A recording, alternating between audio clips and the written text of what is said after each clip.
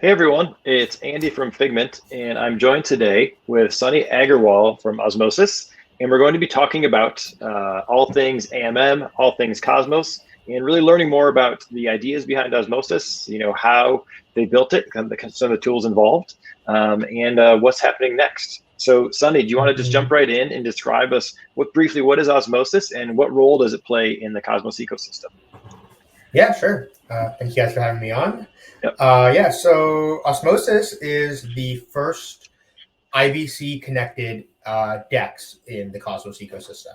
So what we are trying to do is, we in the Cosmos ecosystem, we've always had this vision of application-specific blockchains, and this idea that a lending protocol should be on its own blockchain, a prediction market system should be on its own blockchain, a DEX should be on its own blockchain, and so we were looking at DeFi happening on Ethereum, and we're like, okay, well, the base primitive, the sort of the first thing that we need is the DEX.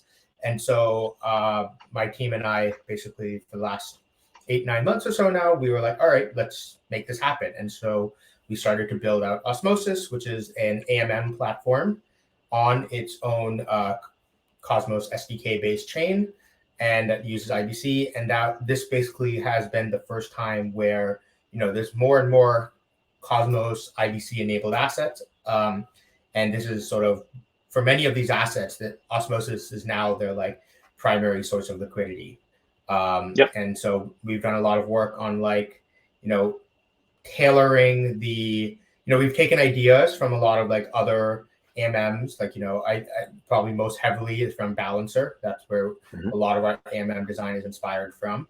But we've also, taken some ideas from Curve and Sushi on how they do liquidity mining. We've taken some ideas from Thorchain on how they do their token model, and kind of amalgamated a bunch of these ideas together and added the extra pieces that we need in order to make the interchain UX side of things work. And so that's sort of a bit of a summary of what Osmosis is. Okay, great. And I definitely want to come back to the interchain part and IBC part, just because it's something that I'm pretty familiar with, but I think some people here, especially people considering building zones, might be really interested in how everything that was involved there. But I want to kind of stay a little bit on the AMM design. You mentioned taking some of your favorite parts from different protocols.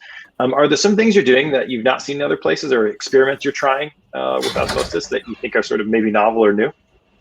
Yeah, so I'll say that what we have currently at the moment live is not particularly novel or new.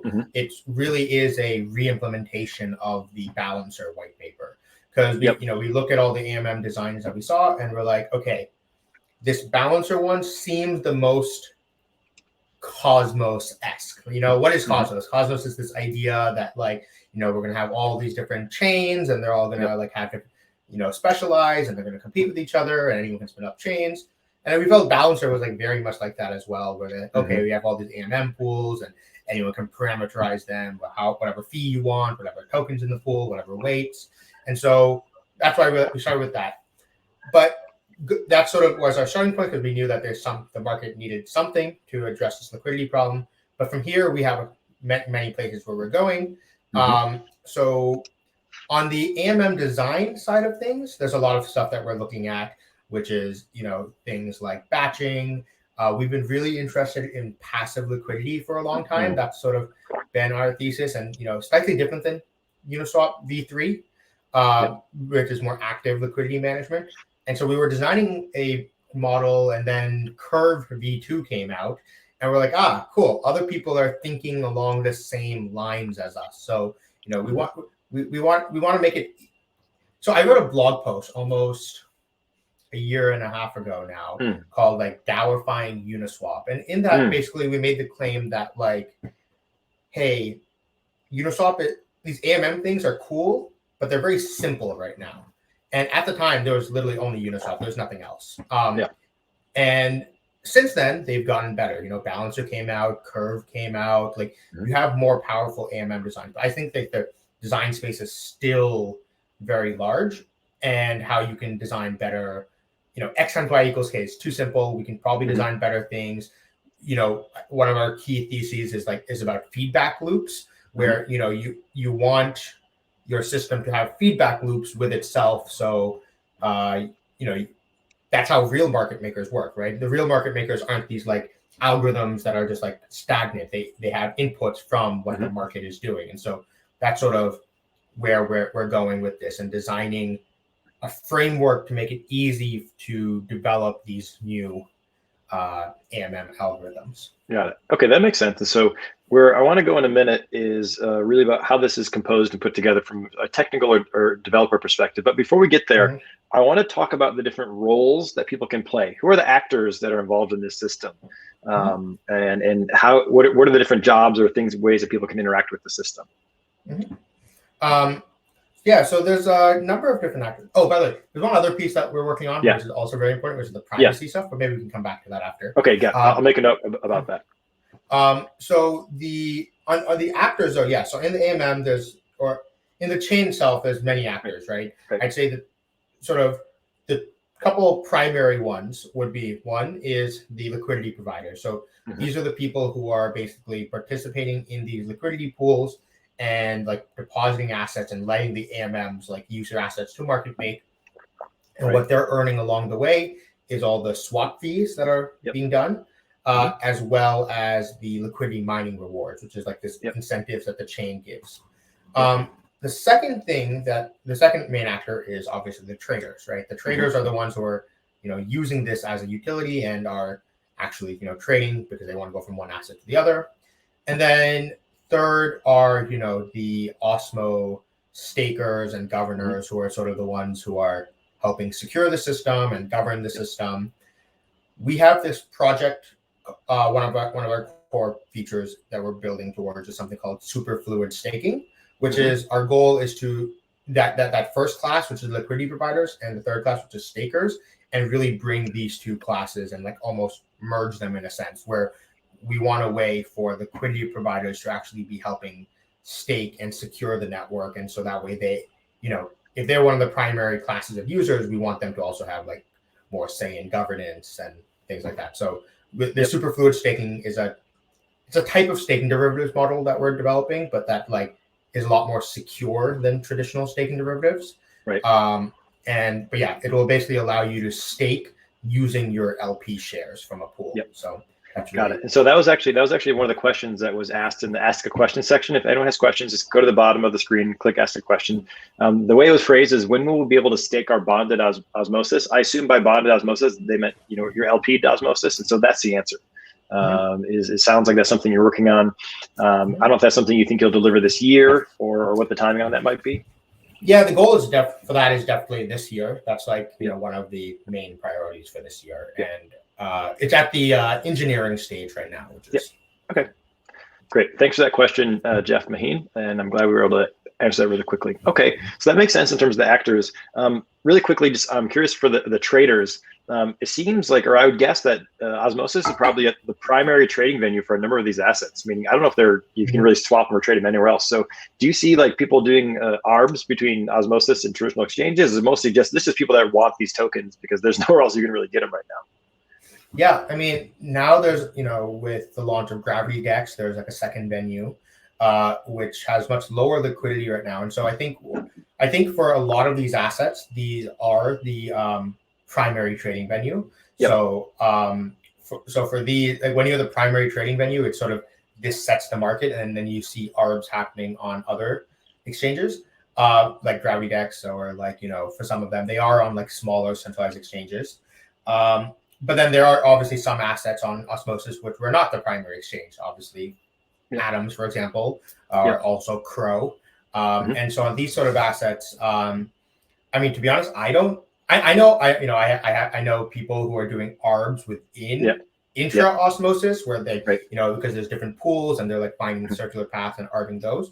But I imagine there must be people out there ARBing against the, larger markets as well, like crypto.com and stuff. Because as far as I can tell, the Osmosis markets basically usually are like always on point on the pricing. So that I assume that means there are people out there arbing these pools. Okay, cool. That was just a small curiosity I had. I want to shift gears more into the technical side, or at least the components that it would take to build something like this. So for the developers in the audience, when you think about this, the building blocks, the high level pieces, if you want to go make your own AMM, what do you need to be considering to put something like this together in Cosmos specifically? Yeah. So, I mean, well, the technical components, you mean like the software stack and stuff that we use? Yeah, the software stack. Let's take it that way. Sure. So, when people ask me at Tendermint so I used to work at Tendermint before. I was one of the core researchers there. And I always saw it like we had this vision of application-specific blockchains. Right. And our job there was to create the tools needed to make that vision possible. And we basically had three main things that were like, okay, this is what needs to happen. The prerequisites, which was we need a fast, like safety favoring consensus protocol, and that's what became Tendermint Core. Yep. We need a development framework that makes it easy to develop your own blockchains, which is what the Cosmos SDK is. Yep. And we needed a protocol to allow these blockchains to all communicate with each other easily, and that's what IBC was. And so these three tools were sort of the prerequisites to building any of this stuff. And so once we had this, we were able to, the Cosmos SDK basically is this nice framework that, it already imports the Tendermint core and it imports IBC. And so once you start developing on the Cosmos SDK, it becomes quite simple. You write most of your code in Go. You write it as these modules that sort of, other people are developing modules. There's a lot of people developing use Cosmos SDK. Everyone's sharing modules and stuff. So we can all like build up this ecosystem. So all of our core AMM logic right now is written as core Cosmos SDK modules. But I know, we touched on it very slightly earlier, was this idea of like more modular AMMs and more customizable AMMs. And so we also spent some time evaluating a lot of how do we add more customizability to Osmosis? And, we explored a couple of different options, and it seems we're most likely going to settle on some sort of limited form of CosmWasm, just because CosmWasm is, honestly, it might be the second most popular smart contracting language right now. Like, I don't know, maybe tied with Solana's, but like, after Solidity, it might be one of the most popular. I mean, in large part, thanks to like a lot of the work that the Terra ecosystem has been putting into developing it. But making it easy so if we want people to be developing new AMM algorithms, we need a way for them to write those and upload them to the chain. And so CosmWasm is probably the direction we're going to be looking at for that. Got it. That makes sense. From sort of building from the bottoms up, you mentioned starting at consensus protocol, then Cosmos SDK, and then the module that you've created, and then how you might allow people to extend that through smart contracts. That all makes sense to me. One of the things that people often say when they get to interact and use the website is, wow, this looks great. And I didn't think IBC could be this easy. And so can you sort of attack it from that way, from sort of the front end backwards, about what's happening when you're actually interacting and bringing a token over from somewhere else? Like what all do developers need to think about when they're going through that process? Yeah. So one of the secret thing, that sauce that makes all of this work, is the Kepler wallet. So our team actually is also the one that maintains the Kepler wallet. And so because the Kepler wallet is really, it's designed to be this like interchain native wallet where you can interact with all these different chains. And so what will happen is you go on the Osmosis website, you go to the assets page, and it has a list of all the chains. And Kepler is really cool because, if you open Kepler, it has, and the drop down button has like a bunch of chains already there. But you can it's actually very customizable, where there's this feature called suggest chain, where your dApp, your front end, can actually tell Kepler like, hey, by the way, can you connect to this chain? And like the user wants to interact with it, and Kepler then starts acting like a signing service. But so yeah, what will happen is we have a list of assets. You can click deposit, and it will let Kepler know, hey, this user is trying to move tokens from this chain onto Osmosis. It'll generate an IBC transfer message from that chain, and that will allow the user to send tokens over here. And this like UX works because users are not switching between wallets. They don't have to like open up a separate wallet that then like transfer tokens to Osmosis and then open it in an Osmosis wallet. It's like having this one Cosmos wide wallet really makes that UX click. Got it. And we will be supporting more wallets going forward. Mhm. Like one of the things that we're planning on is, so once the Gravity Bridge is live, we expect a huge inflow of users coming from the Ethereum ecosystem. And one of the things that we're actually building at the moment is the ability to actually interact with Osmosis using MetaMask. So you don't actually have to. So when Ethereum users come, they deposit their tokens using MetaMask, and then they can start interacting with the chain using MetaMask as well. Got it. Okay. Yeah, that's very cool. Thanks for sharing that. We might have already touched on this, but one of the questions we got was, how can developers use Osmosis to build their own AMM, or what features or customization does Osmosis provide? Was this related to what you're saying with Cosmos, or is it something different? So what was the question more time?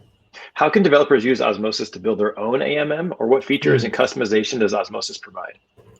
Right. So at the moment, you can't create your own AMM yet. That's something that we're going to be working towards with like the Cosmos stuff I mentioned. Right now, the customizability that the AMMs provide is primarily around the fees. So you can choose your own swap fees. And they are currently multi-asset weighted pools. So you can choose what percentage of what ratio of assets you want in the pool. So you could do, I want a 50-50 pool with Osmo and Atom, or you can say I want a 75-25 pool with Osmo and Atom, or you can have 3 assets in the pool and you can choose what goes in there. And so this is all, like I mentioned, very much borrowed from the balancer design. But yeah, we're going to be adding our second AMM type soon, which will probably be a stable swap, because once this Ethereum bridge is live and Terra is connected, we're gonna have many stable coins, and we want some sort of stable swap available. And yeah, so that's sort of it'll be a little bit before we actually have the full customizable AMMs, because I'll say that a little bit of a thesis was that, like, hey, maximum customizability is good, which I think is still the case, but that also comes with certain drawbacks, where if you want to start designing really fancy, innovative features, then I talked to Dan Robinson a lot about like AMM design, and the way he likes to frame it is, in these like mechanism designs, you have a certain number of complexity points that you can spend, and Balancer, the design that we have right now, spends a lot of it on making multi-asset and things like that work. But then once you have like a multi-asset system, maybe it's hard to build a batching kind of system as well. So like, we have to, what we want is a framework that allows people to explore this like full range of space. But at the same time, we also want to like nudge people toward, we want to have both the experimentation going, as well as making sure there's like good, secure, safe, like AMM designs that people are actively using. And so having to like tread that balance is something we're like figuring out right now. Okay. Another question coming from a blockchain developer's perspective is, let's say I'm spinning up my new Cosmos chain. What do I need to do to have my asset be available to be traded on Osmosis? Yeah, so what you have to do is just go ahead and set up an IBC connection. That just takes making a transaction. And then you want to make sure you have relayers that are connecting these chains, and so are relaying packets back and forth. And you probably want to have redundant relayers just because things go down. And once you do that, then you can bring assets over.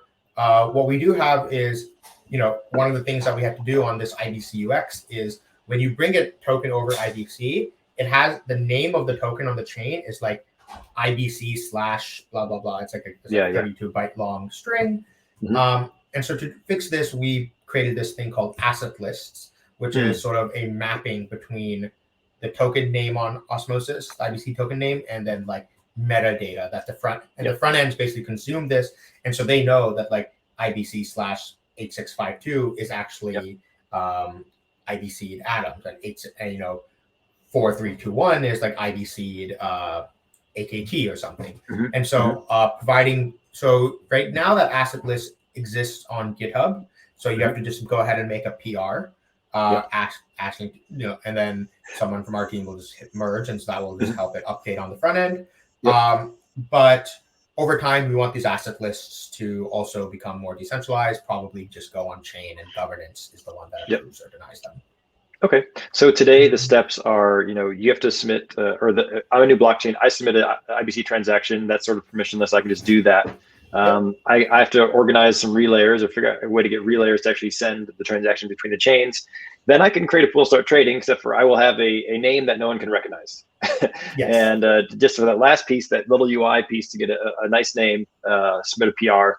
And eventually that'll be moving into governance or some other on-chain form. But it sounds like people can do most of the integration themselves in just one little step of just approval for the fancy name. Yep, basically. Yep, great. Yeah, wow, that's awesome. Let me go through a few of the questions that we have here, some more questions. There's a couple of questions about when are you going to be on CoinMarketCap and why is CoinGecko doing this thing? I don't think we're going to answer those today because we can't really control what those websites do. Well, I can actually talk a little bit about it because I think it's actually interesting, which is, so we actually have to work with the CoinGecko team to get it integrated because, Osmo is not on any centralized exchange. We have a, maybe it's a little bit silly, but our whole belief is, we have conviction in our product. If you want to buy Osmo, you have to learn how to use osmosis. But with that, we kind of, to get onto CoinGecko, you need to have like a supported exchange to do a price list. So they have a price for it. And so we actually worked with them to integrate Osmosis as an exchange on their system. And this is really cool because, we're trying to replace decentralized exchanges today. And decentralized exchanges actually do a lot of things, right? They, one thing they do is provide trading, but they also provide all these other services like custodianship and like APIs and like launch pads and things like this. And so the goal of Osmosis is to like take on a lot of these functionalities. And so many of these Cosmos chains, it's kind of hard for them to get onto centralized exchanges today, just because, it's not as simple as adding ERC20. You have to get these exchanges to run new software and all these sorts of things. And so that's why just by connecting to Osmosis, you'll be able to like, okay, now you have a supported exchange and you can go list yourself on CoinGecko. And so this process actually took a little bit of work, and now we're kind of working on doing this for, we're working now with the CoinMarketCap team, and then I know the other one was Blockfolio, so we'll reach out to them after we get this CoinMarketCap integration done as well. Yep. Okay. Yeah. There's a specific UI question someone had, which is, I think that 90% of the DVPN volume is on Osmosis, but when you go to CoinGecko in the overview tab, it's not there. You have to look in the markets tab. So is that the kind of thing you're working towards, where Osmosis would be sort of a first-class citizen on CoinGecko, showing where actual volume is? Yeah. So we're still working with them on making sure that like all, they're also like one of the main consumers of the asset lists and stuff like that. So there's a lot of complexities of like getting these. This is the first time exchanges or like CoinGecko and these like data consumers are making use of this cross-chain DEX APIs. Like, you can do it from Uniswap and stuff. They often do support things like Uniswap, but that's still much simpler than what we're working with them on.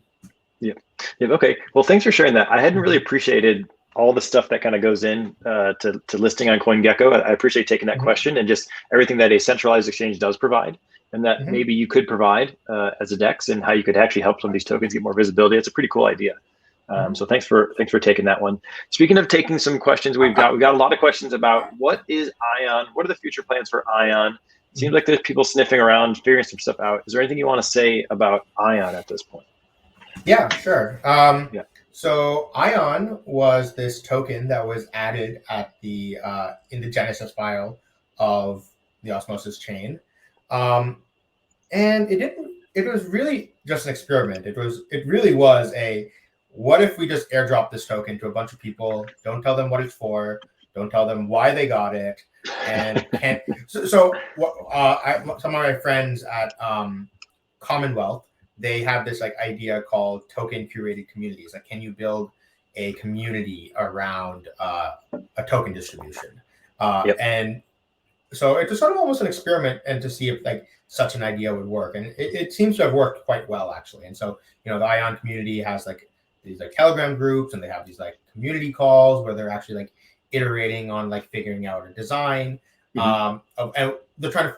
It started as like a meme coin that, from my understanding, right now is like they're actually starting to build a product now.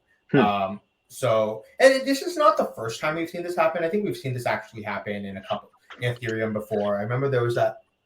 What was it called? It was the one that like it started as this like joke that someone posted on Twitter, and then they created a token out of a Telegram group, and they actually started building some like NFT DAO or something. I can't remember what it was called. But I mean, the canonical one is probably Dogecoin, but yes.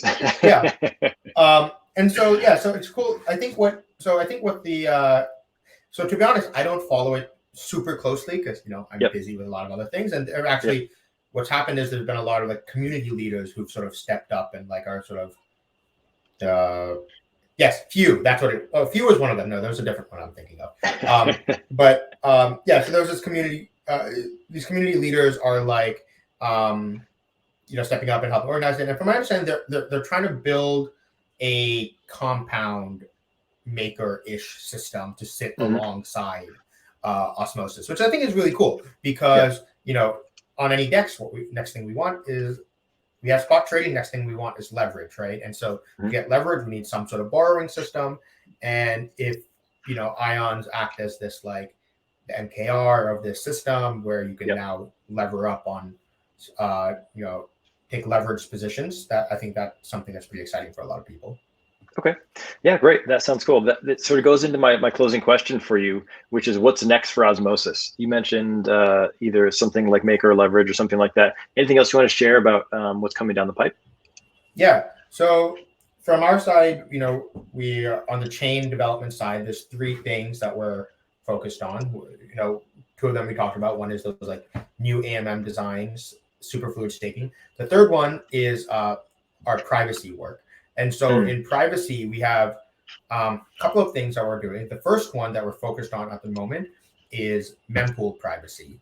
And what that means is a way of doing front running resistance. So if people have been following the whole MEV story happening on Ethereum, it's a dark forest in the mempool where it's like people are getting front run and sandwich attacked and everything.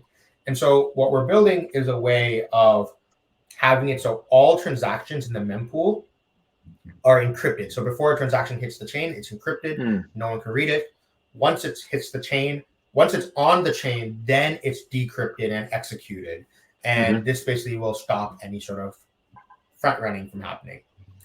After that, we're going to work on more on-chain privacy as well. There's this issue right now where when you trade on a DEX, everyone can see that, hey, this address made all of these trades, and you're basically leaking your trading strategies, which is something that a lot of people don't want to do. And so the next piece would be, how do we make it so you can make trades, but no one can see, no external party can see that, hey, all these trades are coming from this same address. And so when we started Osmosis, or when we started this, before we started Osmosis, when we started this like DeFi journey on Cosmos, we were kind of thinking, all right, what are we going to do to differentiate ourselves? Like, when I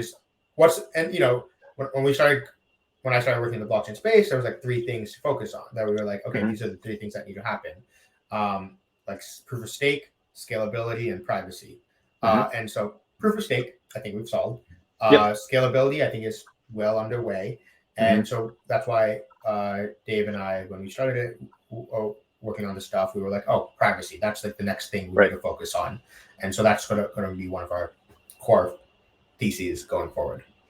Wow, great. I have a lot of questions about this. I'll just do one and then we can kind of go to wrap up, which is, do you imagine that to achieve this, either the mempool-based privacy or the on-chain privacy, that it will require special hardware from validators, or can that your validators who are supporting network kind of keep running with the running? No, as far as I can tell, it should not involve specialized hardware from the validators. The cryptography that we're using, we're not doing any like Intel SGX kind of stuff or nothing like that. It should just be, you might have to run slightly more, or the software that you run might be slightly more beefy, but like other than that, it should be very traditional software. Okay, great. Well, I think that was my last question. Is there anything else you want to share before we sign off? No, I don't think so. I think Very I good. mean, Yeah. Thanks, Sonny. I appreciate your time. We will have a recording of this video. So if you're coming in towards the end or you missed it, don't worry. It'll be on YouTube. And thanks again, Sonny, for talking about Osmosis and sharing what's next. And we're really excited to keep participating. So thank you.